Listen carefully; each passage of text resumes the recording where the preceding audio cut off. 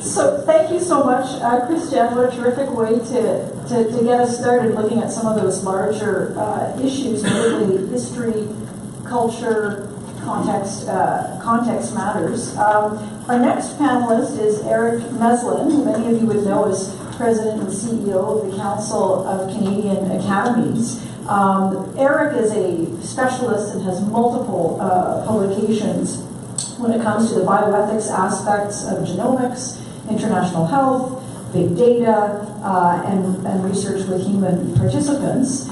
He spent a long career both in the academic sector, but also in the science advisory machinery, both here in Canada and in the United States. He spent many years at Indiana University, where he was founding director of the IU Center for Bioethics. And I'm not going to go through all of the titles that you have there, but I have this vision of Indiana, just kind of, everybody wanted a piece of you, Eric. So I was like, you were here, then you were here, then you were here.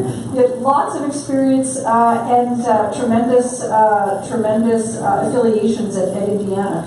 We are so lucky to have you here in Canada now, Eric, and delighted to hear your perspectives this evening.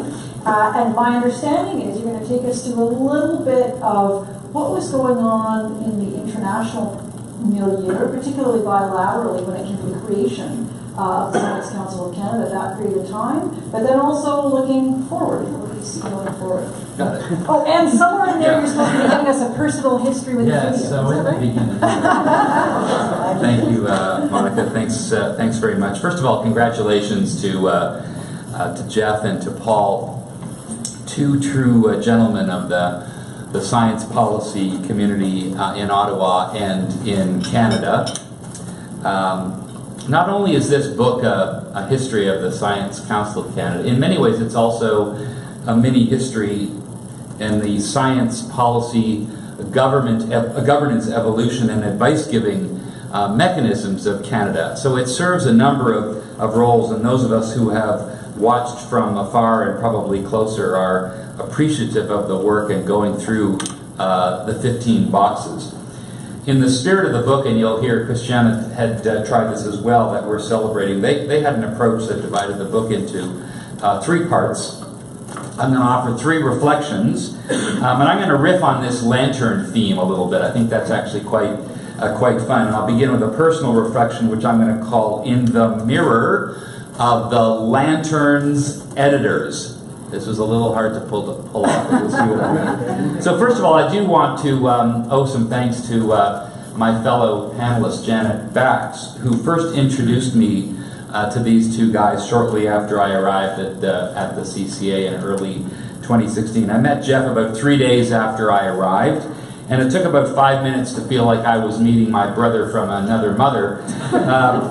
Jeff was born in Indiana, got his graduate training from a pretty good university in Washington, D.C., and then moved to Canada and professionally cut his chops in science policy here over a couple of decades.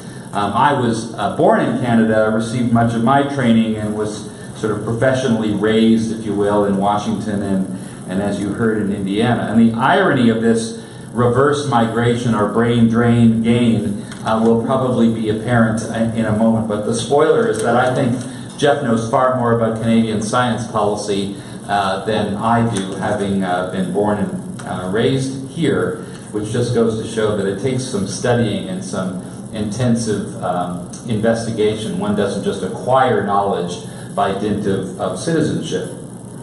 I knew of Paul before I met him. Paul has been lauded by many, whether as a walking history book of Canadian science policy or the Dean of Science Policy Advice.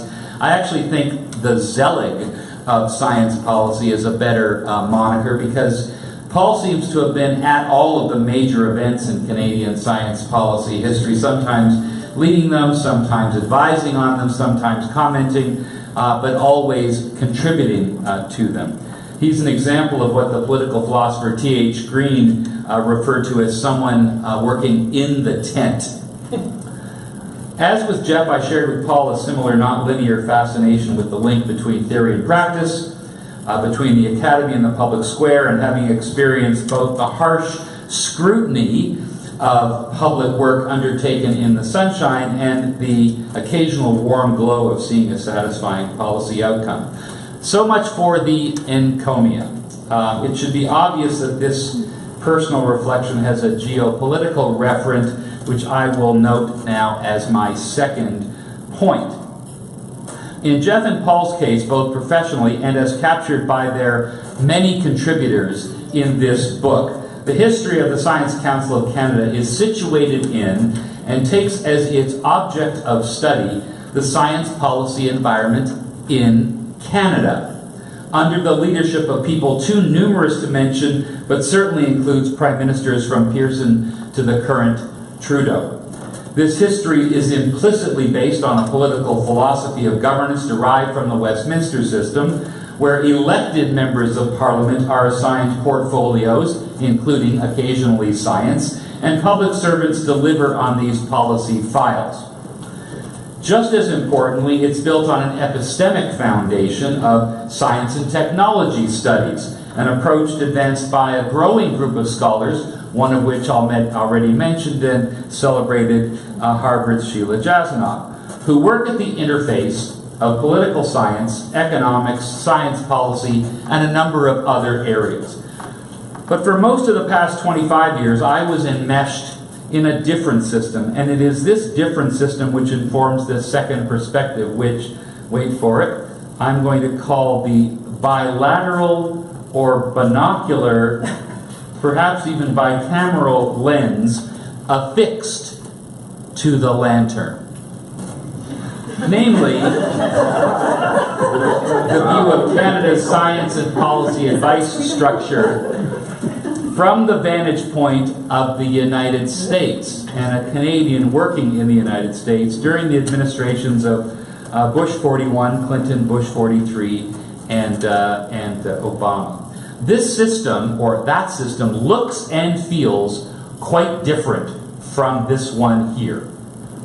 Science policy leadership was often, though not always, provided by the Executive Office of the President through the Office of Science and Technology Policy, but also by powerful chairs of House and Senate appropriations and oversight committees, especially powerful when these chairs and the committees that they led were in sync with the White House from a majority perspective. This system often uses appointed, not selected from existing elected, cabinet secretaries who were often, though not always, expected to have content knowledge in the cabinet department that they were leading. There are many examples of exquisite connections between a high-quality science and he or she occupying that cabinet position. And also we're an active civil service and a small collection of senior appointed leaders of major research and regulatory organizations, such as the NIH and the FDA, played hugely influential roles in the speed and breadth of science policy to activity.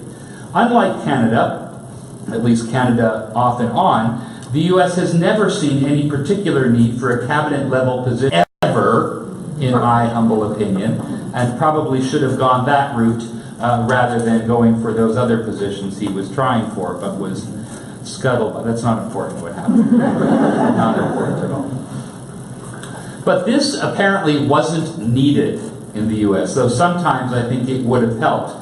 Certainly during the heady days of the Obama administration, OSTP had as many as 35 to 40 full-time staff, and there were close to 50 undersecretaries of science across government departments. Whereas during Trump's current administration, OSTP until very recently had a number of staff that you could count on the fingers of one hand, and many of them had no power or authority.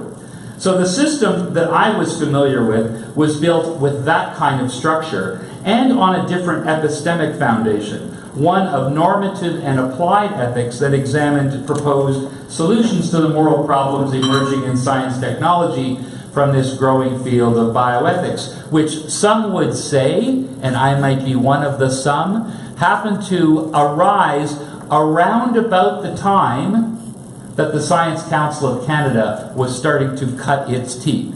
the origin story of certainly North American bioethics begins around 1964, plus or minus a few years. So there are a number of cultural, political, and social events that coincided with technological development that I think led to governments beginning to take notice of the need for independent or external advice.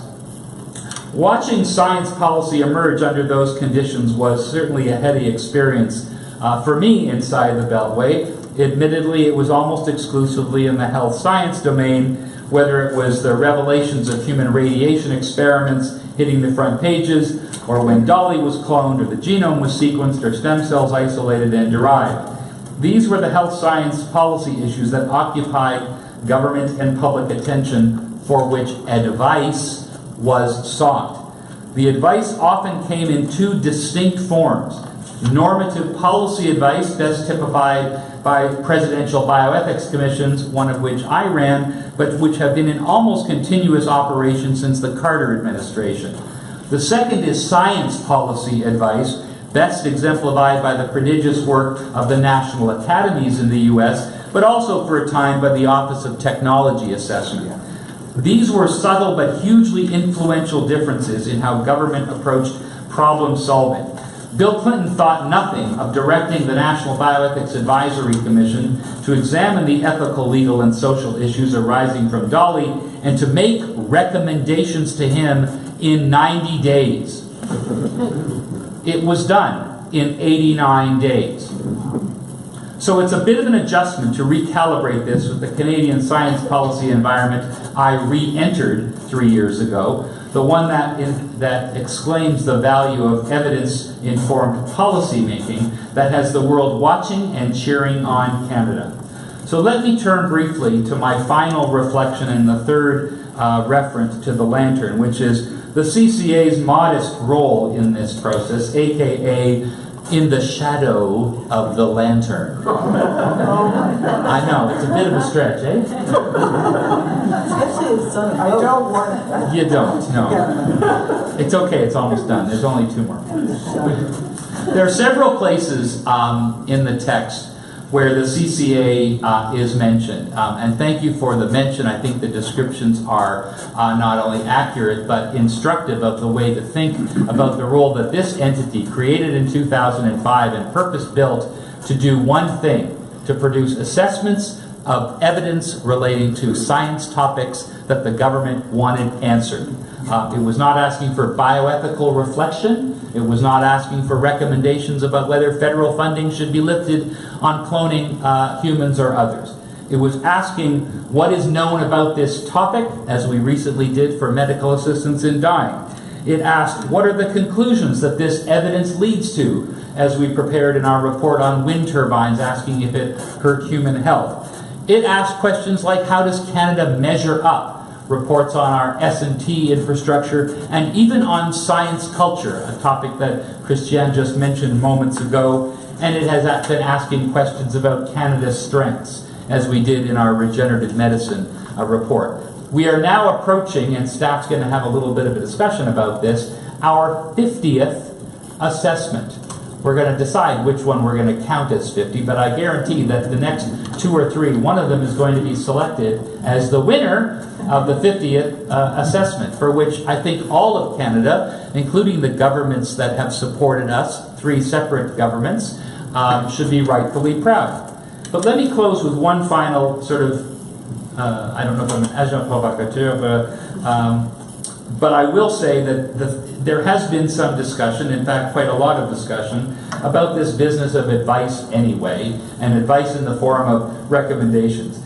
I have seen it ranging from a description of being the third rail of science policy advice in Canada. The last thing you want to do is tell government what they should do. There's plenty of folks to tell them to do that. Stay out of the mess and do your work. I think there's actually quite a strong argument for that case. At the same time, there's also a demand, almost a longing, for some gentle advice about how to start thinking about tough issues and how to anticipate those issues. So let me close with a quote that demonstrates that even old bioethics people can learn to play in the STS world. And a colleague of mine, Alessandro Blasime, and I, a number of years ago, audaciously proposed what we call the prolegomena to a theory of science policy. Michael Wilson might be the one who would appreciate this most, since he thinks three-dimensionally.